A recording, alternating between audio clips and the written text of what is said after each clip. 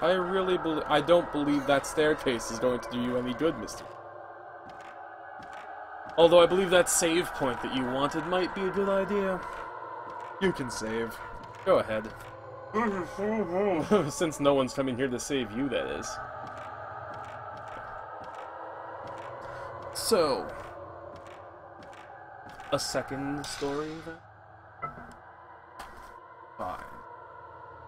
This one, unlike my last, is a story written by someone called Lasergoose.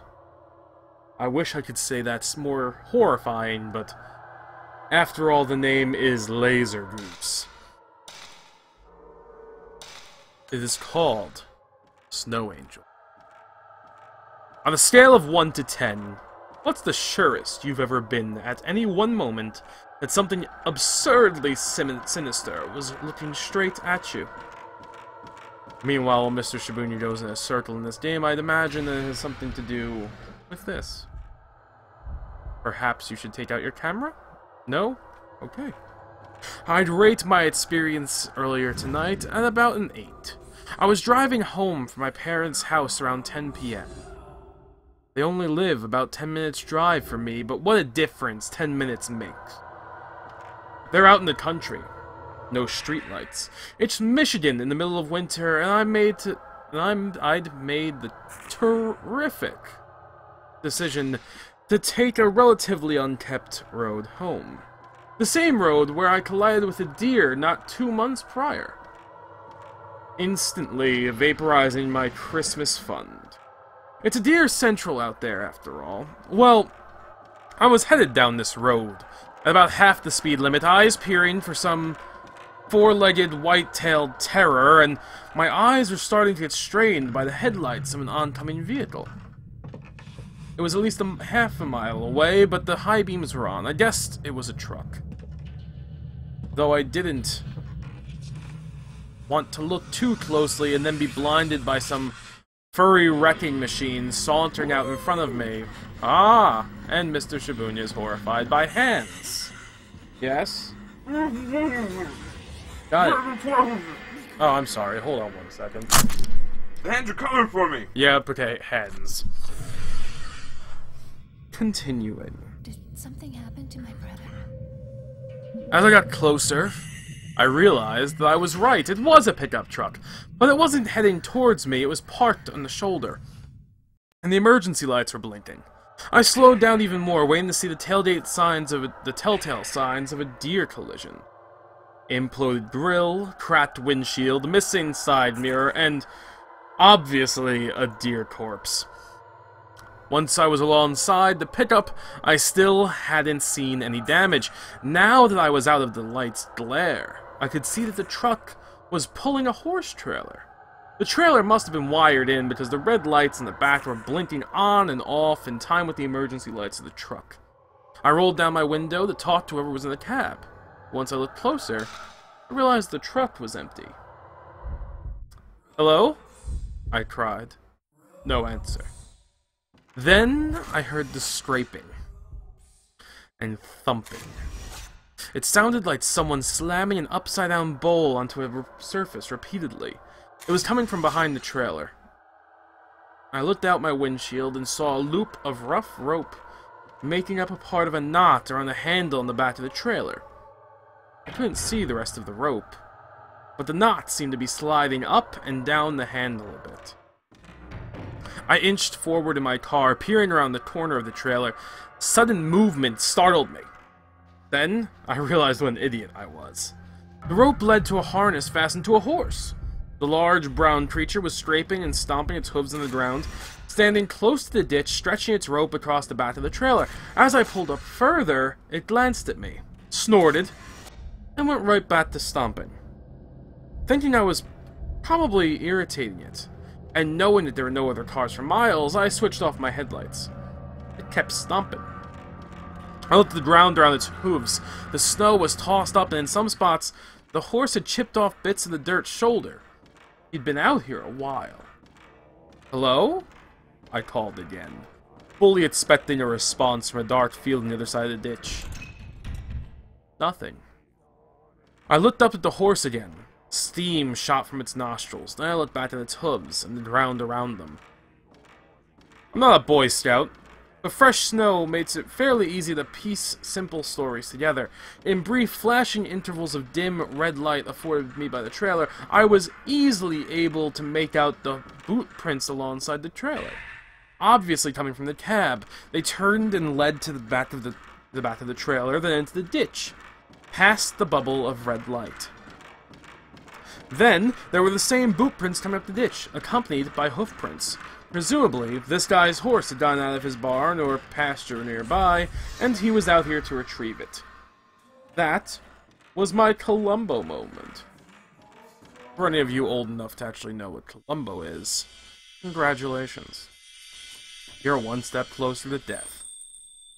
Then, there was the whole area between the horse and the side of the trailer closest to me. I could see the boot prints, but they weren't in a straight line. They seemed to be all over the place, pointing everywhere like a person jumping around or hopping from one foot to the next, and mixed into them were other prints. The new prints looked a bit like the inside of a peace sign, a Y with an extra line between the fourth lines, about thrice their length. There was no real sole or pad, but each toe, if you could call it that, was thick, at least a couple of inches wide, and at the end of each toe print, including the long rear protrusion, the handle of the fourth, I suppose, the snow seemed to have another flaw in it. Not an imprint merely, more like a slit. Like from a claw. These prints were as mixed up as the boot prints were, but tended to stay closer to the road. Whatever made them, the guy wearing the boots would have had to get past to get back into the cab. Out of the mess of the prints, both human and, I guess, animal will do, erupted a straight line of boot prints with long strides, heading back along the road, away from the truck and the trailer, past the edge of the red light. They continued into the darkness, but I knew were interrupted until the first street light a mile away. The other prints were mixed in, and these ones weaving in and out of the same line, in other words, following. Their strides were at least as long as the bootman's.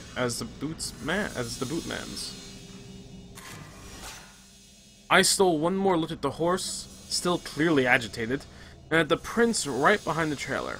Now, obviously, snow being white and the trailer's lights pulsing red, all the snow in the range of the lights was going to be red.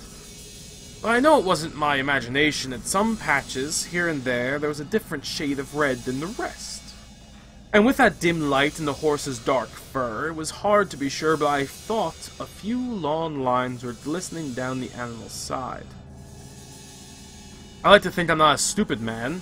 I saw no benefit from staying here to play detective. I decided to distance myself from the horse, trailer, truck, and prints. I flipped my lights on and started rolling away. The horse never stopped staring at me. I swear. And the closest thing I've ever seen an animal to the expression of a homeless man who hadn't got a penny all day. But as I pulled forward, I wasn't able to take my eyes off the footprints and whatever prints on the side of the road. About 10 feet past where the red light would have ended, there was another scuffle. Both prints mashed together, definitely a couple of dark pink snow now, and then, just like the boot prints continued their journey. But off to one side, it left a much larger imprint, a roughly human-sized. There were shapes on both sides of the body. They were wide, and somewhat wrinkled like the imprint of a jacket child would leave after laying in the snow. They fanned out from the main body, leaving drag marks, like something unfurling. They were also ribbed. I admit I was only viewing this in passing, but I swear I knew what I saw. It's hard to describe exactly, but thinking back, I'd say that comparing that shape to a snow angel would seem wrong in more ways than one. I kept moving, picking up a bit of speed, but I was going fairly slowly so my tires wouldn't burn on the snow and ice. I could see the three-toed prints moving along the larger shape, back to the chase. Just a few feet. Then they just ended. The boot prints carried on for another 40 feet or so, but then they ended too. At this point, I had to stop. I don't mean that I really decided I wanted to. It's just that my brain needed to verify that I was seeing this right. 2 sets of prints, 1 human, 1 not, both just ending. No sign of a change of course or a dive to the ground or anything. Pure, untouched snow on all sides. Well, not totally undisturbed. I think something in my brain was misfiring at that point, trying to make it all fit. And so I looked back once to the trailer and truck, highlighting a blinking red aura. I could see the horse still watching me. And then, in the road ahead of the truck, something shifted. It was the truck's headlights. They bounced. The truck's taillights were also bounced. Just a slight dip towards the ground, then back up. Like a brief pressure on the suspension. The trailer shifted just a touch. Now the horse wasn't looking at me. It looked back at the blank space above the truck and the trailer, the spot on the roof of the trailer that no light could reach, and it was strained against its rope harder than I'd ever seen anything in my life. My tires burned out briefly before they took traction. So that was my 8 moment. I really lost count of how many times on the way home I nearly slid into a ditch. I went sideways once, but I kept control, using the combination of luck and sheer force of will not to get stranded on the road tonight. Now I'm in my driveway. I'm wishing my garage door was working, because right now I'm having my 10 moment. The porch light is illuminating a portion of the roof on one wing of my house. All around me, the freshly fallen snow is undisturbed. But in that one little corner of the roof, I can make out a pair of imprints marking the scene. I probably don't have to describe them to you. My front door is maybe 30 feet away. Just 30 feet. And that, ladies and gentlemen, is the end of my second story. As you can imagine, something may have come for that man. Just as, I guess, something has come tonight for Mr. Shabunia. I don't think you can quite do something like that yet. Not yet.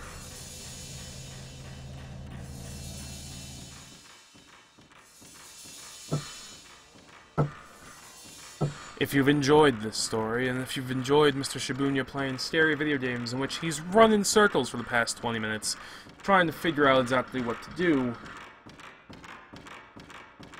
tell your friends. Watch Shabunia Gaming. Follow it on Facebook. Follow it on Tumblr. Subscribe to YouTube and pay attention on Twitch. And yet this poor man still is stuck in the same place. Maybe this will last forever.